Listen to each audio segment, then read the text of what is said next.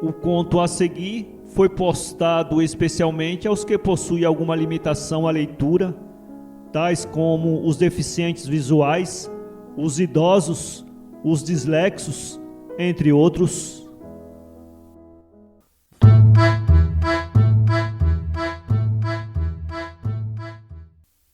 Este livro foi gravado nos estúdios da Fundação Dorina Noel para cegos. Lido por Antônio Sérgio Grell. Fulano. Autor Machado de Assis. Venha o leitor comigo assistir à abertura do testamento do meu amigo Fulano Beltrão. Conheceu? Era um homem de cerca de 60 anos, morreu ontem, 2 de janeiro de 1884, às 11h30 da noite. Não imagina a força de ânimo que mostrou em toda a moléstia.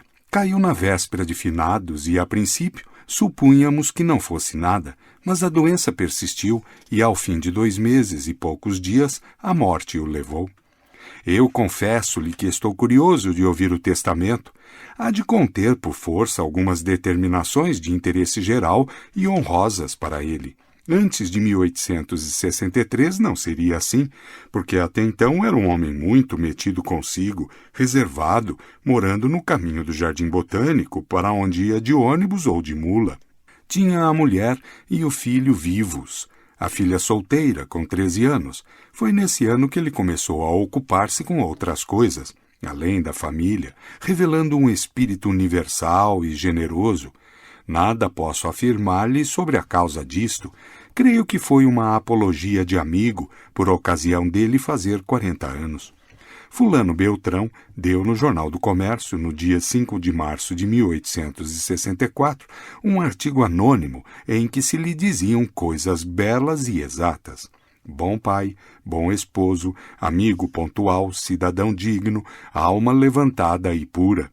Que se lhe fizesse justiça era muito, mas anonimamente era raro. Você verá, disse Fulano Beltrão à mulher, você verá que isso é do Xavier ou do Castro, logo rasgaremos o capote. Castro e Xavier eram 2 habituados da casa, parceiros constantes do Voltarete e velhos amigos do meu amigo. Costumavam dizer coisas amáveis no dia 5 de março, mas era ao jantar, na intimidade da família, entre 4 paredes, impressos era a primeira vez que ele se benzia com elogios.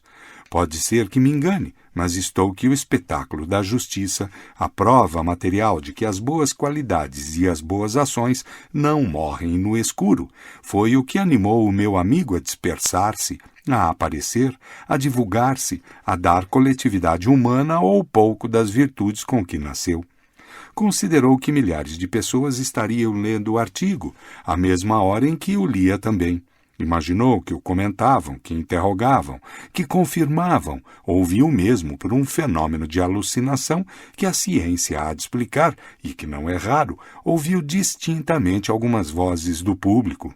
Ouviu que lhe chamavam homem de bem, cavalheiro distinto, amigo dos amigos, laborioso, honesto, todos os qualificativos que ele vira empregados em outros e que na vida de bicho do mato em que ia, nunca presumiu que lhe fossem tipograficamente aplicados.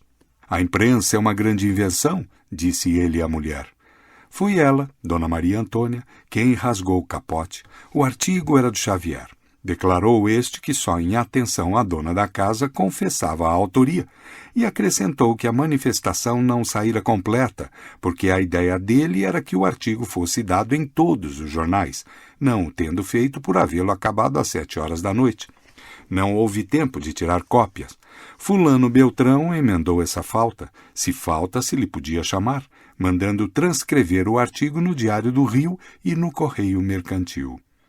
Quando mesmo, porém, este fato não desse causa à mudança de vida do nosso amigo, fica uma coisa de pé, a saber que daquele ano em diante, e propriamente do mês de março, é que ele começou a aparecer mais. Era até então um casmurro, que não ia às assembleias das companhias, não votava nas eleições políticas, não frequentava teatros, nada, absolutamente nada.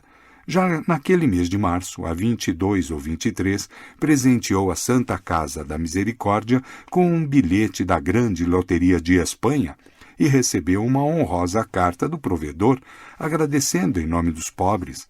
Consultou a mulher e os amigos se devia publicar a carta ou guardá-la, parecendo-lhe que não a publicar era uma desatenção.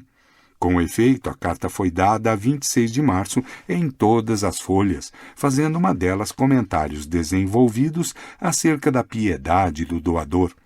Das pessoas que leram esta notícia, muitas, naturalmente, ainda se lembravam do artigo do Xavier e ligaram as duas ocorrências. Fulano Beltrão é aquele mesmo que, etc., primeiro alicerce da reputação de um homem. É tarde. Temos de ir ouvir o testamento. Não posso estar a contar-lhe tudo. Digo-lhe sumariamente que as injustiças da rua começaram a ter nele um vingador ativo e discursivo, que as misérias, principalmente as misérias dramáticas, filhas de um incêndio ou inundação, acharam no meu amigo a iniciativa dos socorros, que em tais casos devem ser prontos e públicos. Ninguém como ele para um desses movimentos, assim também como as alforrias de escravos, antes da lei de 28 de setembro de 1871. Nota. A lei do ventre livre. Fim de nota. Era muito comum aparecerem na praça do comércio crianças escravas, para cuja liberdade se pedia o favor dos negociantes. Fulano Beltrão iniciava 3/4 partes das subscrições, com tal êxito que em poucos minutos ficava o preço coberto. A justiça que se lhe fazia animava-o e até lhe trazia lembranças que sem ela é possível que nunca lhe tivessem acudido. Não falo do baile que ele deu para celebrar a vitória de Riachuelo. Nota. O almirante Francisco Manuel Barroso da Silva, 1804-82, comandou a frota brasileira na Batalha de Riachuelo, junho de 1865, derrotando a frota paraguaia. Fim de nota. Porque era um baile planejado antes de chegar a notícia da batalha, e ele não fez mais do que atribuir-lhe um motivo mais alto do que a simples recriação da família, meter o retrato do almirante Barroso no meio de um troféu de armas navais e bandeiras no salão de honra, em frente ao retrato do imperador, e fazer à ceia alguns brindes patrióticos, como tudo consta dos jornais de 1865. Mas aqui vai, por exemplo, um caso bem característico da influência que a justiça dos outros pode ter no nosso procedimento. Fulano Beltrão vinha um dia do tesouro onde tinha ido tratar de umas décimas. Ao passar pela igreja da Lampadosa, lembrou-se que fora ali batizado, e nenhum homem tem uma recordação destas, sem remontar o curso dos anos e dos acontecimentos, deitar-se outra vez no colo materno, rir e brincar como nunca mais se ri nem brinca. Fulano Beltrão não escapou a este efeito, atravessou o adro, entrou na igreja tão singela, tão modesta e para ele tão rica e linda. Ao sair, tinha uma resolução feita, que pôs por obra dentro de poucos dias, mandou de presente à Lampadosa um soberbo castiçal de prata com 2 datas, além do nome do doador, a data da doação e do batizado. Todos os jornais deram esta notícia e até a receberam em duplicata, porque a administração da igreja entendeu, com muita razão, que também lhe cumpria divulgá-la aos 4 ventos. No fim de 3 anos, ou menos, entrara o meu amigo nas cogitações públicas. O nome dele era lembrado, mesmo quando nenhum sucesso recente vinha sugeri-lo, e não só lembrado como adjetivado, já se lhe notava a ausência em alguns lugares, já iam buscar para outros. Dona Maria Antônia via, assim, entrar-lhe no Éden a serpente bíblica, não para tentá-la, mas para tentar a Adão. Com efeito, o marido ia a tantas partes, cuidava de tantas coisas, mostrava-se tanto na rua do ouvidor, à porta do Bernardo, que afrouxou a convivência antiga da casa. Dona Maria Antônia disse-lhe. Ele concordou que era assim, mas demonstrou-lhe que não podia ser de outro modo, e, em todo caso, se mudara de costume, não mudara de sentimentos. Tinha obrigações morais com a sociedade. Ninguém se pertence exclusivamente. Daí um pouco de dispersão dos seus cuidados. A verdade é que tinham vivido demasiadamente reclusos. Não era justo nem bonito. Não era mesmo conveniente. A filha caminhava para a idade do matrimônio e casa fechada cria morrinha de convento. Por exemplo, um carro, por que é que não teriam um carro? Dona Maria Antônia sentia um arrepio de prazer, mas curto. Protestou logo depois de um minuto de reflexão. Não, carro para quê? Não, deixemo-nos de carro. Já está comprado, mentiu o marido. Mas aqui chegamos ao juízo da provedoria. Não veio ainda ninguém. Esperemos à porta. Tem pressa? São 20 minutos no máximo. Pois é verdade, comprou uma linda Vitória. E para quem só por modéstia andou tantos anos às costas de mula ou apertado num ônibus, não era fácil acostumar-se logo ao novo veículo. A isso atribuo eu as atitudes salientes e inclinadas com que ele andava nas primeiras semanas, os olhos que estendia a um lado e outro, a maneira de pessoa que procura alguém ou uma casa. Afinal, acostumou-se, passou a usar das atitudes reclinadas, embora sem um certo sentimento de indiferença ou despreocupação, que a mulher e a filha tinham muito bem, talvez por serem mulheres.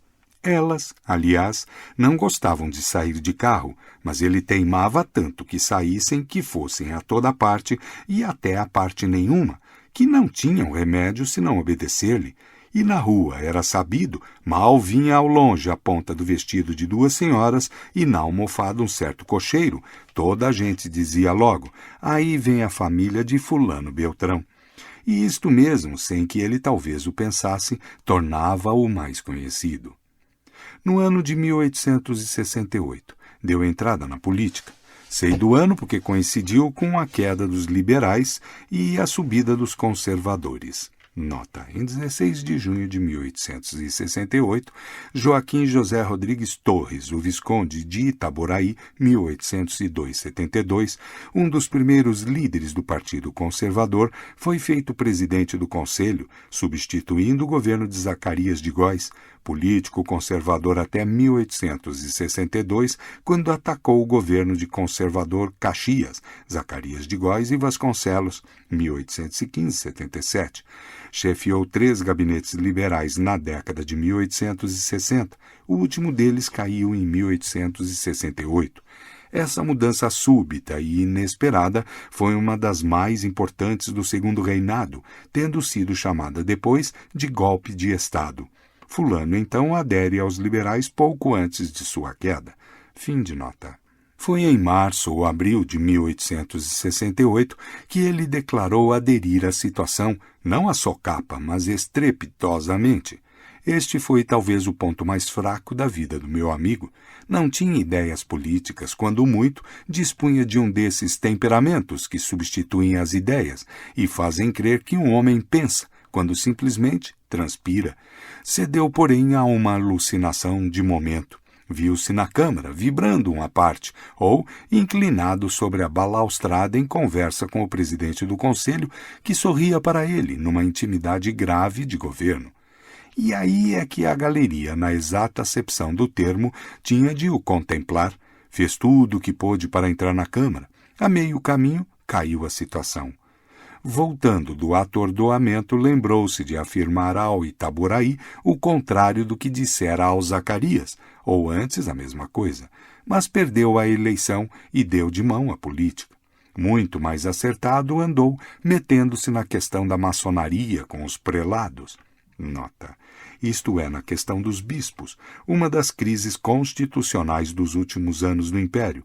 Os bispos do Pará e de Pernambuco foram encarcerados por resistir a uma decisão imperial que permitia que maçons fossem membros das ordens terceiras. Fim de nota. Deixara-se estar quedo. A princípio, por um lado, era maçom, por outro, queria respeitar os sentimentos religiosos da mulher. Mas o conflito tomou tais proporções que ele não podia ficar calado. Entrou nele com ardor, a expansão, a publicidade que metia em tudo. Celebrou reuniões em que falou muito da liberdade de consciência e do direito que assistia ao maçom de enfiar uma opa. Assinou protestos, representações, felicitações, abriu a bolsa e o coração escancaradamente. Morreu-lhe a mulher em 1878. Ela pediu-lhe que a enterrasse sem aparato, e ele assim o fez, porque a amava deveras e tinha sua última vontade como um decreto do céu. Já então perdera o filho, e a filha, casada, achava-se na Europa. O meu amigo dividiu a dor com o público, e se enterrou a mulher sem aparato, não deixou de lhe mandar esculpir na Itália um magnífico mausoléu, que esta cidade admirou exposto na Rua do Ouvidor durante perto de um mês. A filha ainda veio assistir à inauguração.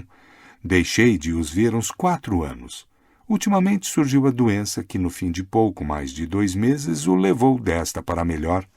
Note que, até começar a agonia, nunca perdeu a razão nem a força d'alma. Conversava com as visitas, mandava-as relacionar, não esquecia mesmo noticiar as que chegavam, as que acabavam de sair. Coisa inútil, porque uma folha amiga publicava-as todas. Na manhã do dia em que morreu, ainda ouviu ler os jornais e em um deles uma pequena comunicação relativamente à sua moléstia, o que de algum modo pareceu reanimá-lo. Mas para a tarde enfraqueceu um pouco, à noite expirou. Vejo que está aborrecido. Realmente demoram-se. Espere, creio que são eles. São. Entremos. Cá está o nosso magistrado que começa a ler o testamento. Está ouvindo? Não era preciso esta minuciosa genealogia, excedente das práticas tabelioas, mas isto mesmo de contar a família desde o 4º avô prova o espírito exato e paciente do meu amigo. Não esquecia nada. O cerimonial do saimento é longo e complicado, mas bonito. Começa agora a lista dos legados. São todos pios, alguns industriais. Vá vendo a alma do meu amigo. 30 contos. 30 contos para quê? Para servir de começo a uma subscrição pública destinada a erigir uma estátua a Pedro Álvares Cabral. Cabral, diz ali o testamento, não pode ser olvidado dos brasileiros. Foi o precursor do nosso império. Recomenda que a estátua seja de bronze, com 4 medalhões no pedestal, a saber, o retrato do bispo Coutinho, presidente da Constituinte. Nota: José Caetano da Silva Coutinho, 1767-1833, bispo do Rio de Janeiro, presidiu a Constituinte em 1823. Fim de nota. O de Gonzaga, chefe da Conjuração Mineira, e o de 2 cidadãos da presente geração, notáveis por seu patriotismo e liberalidade, a escolha da comissão que ele mesmo nomeou para levar a empresa a cabo. Que ela se realize? Não sei. Falta-nos a perseverança do fundador da verba.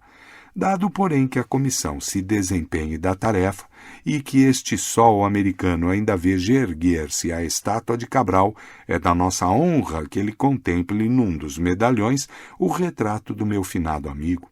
Não lhe parece? Bem, o magistrado acabou. Vamos embora. Para ler este conto, acesse www.poeteiro.com.